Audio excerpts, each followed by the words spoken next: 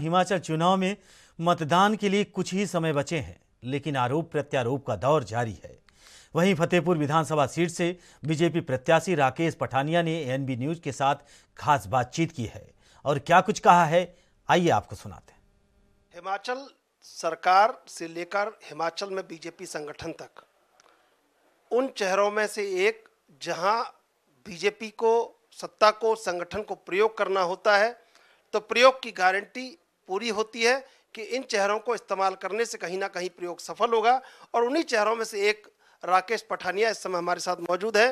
नूरपुर में चुनाव जिताया, उसके बाद अब जब बाजी दांव पर लगी थी तो फतेहपुर में मौजूद है प्रत्याशी के रूप में बीजेपी के लिए।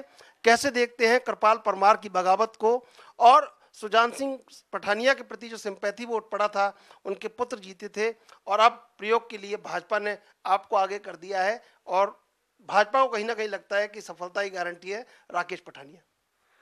देखिए, फतेहपुर जो विधानसभा क्षेत्र है, हम लगातार पिछले 18 साल से हार रहे हैं और मूल रूप से यहाँ पे भाजपा का वोट ज़्यादा है, पर हमारे आपस में गुटबाजी इतनी ज़्यादा थी कि उसका नुकसान भारतीय जनता पार्टी को लगातार पिछले 18 साल से हो रहा था।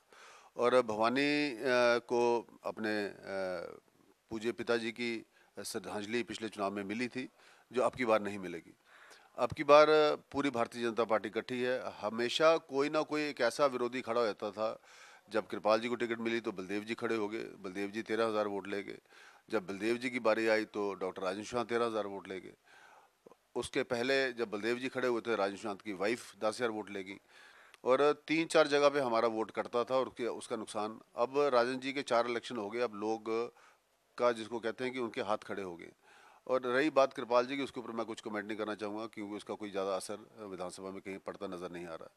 तो अब सीधी सीधी लड़ाई भारतीय जनता पार्टी और कांग्रेस के बीच में है। हम पूरा प्रयास कर रहे हैं, पूरी टीम्स हमारी इकट्ठी हैं, पूरा भाजपा का मंडल, पूरा संगठन, पूरे पुराने लोग सब इकट्ठे होकर इस बार जो है मन बना के चुनाव लड़ रहे हैं कि 18 साल का वनवास खत्म करना है।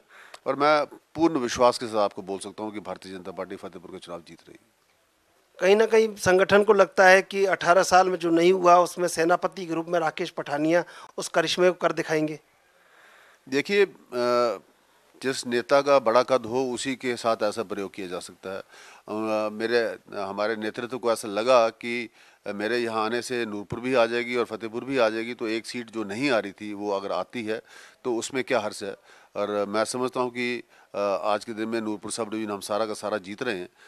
हम चारों सीटों में भारतीय जनता पार्टी के प्रत्याशी आगे चल रहे हैं।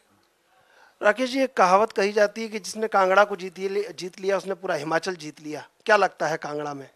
देखिए, बिल्कुल ठीक कहा आपने। जिसने हिमाचल पे राज करना उसको पहले कांगड़ा जीतना होगा और कांगड़ा से आज के दिन में हम 11 से 12 सीटें जीत रहे हैं और उससे क्लियर संकेत हैं कि भारतीय जनता पार्टी की सरकार हिमाचल प्रदेश में रिपीट करने वाली। क्या बड़ा स्थानीय मुद्दा होगा ऐसा जिसको आप हल करना चाहेंगे सबसे पहले, अगर यहाँ फतेहपुर से पूरी तरह कांगड़ा से बीजेपी निकलकर दोबारा सरकार बनती है तो क्या ऐसा मुद्दा होगा जो फतेहपुर में सबसे पहले हल करना चाहिए?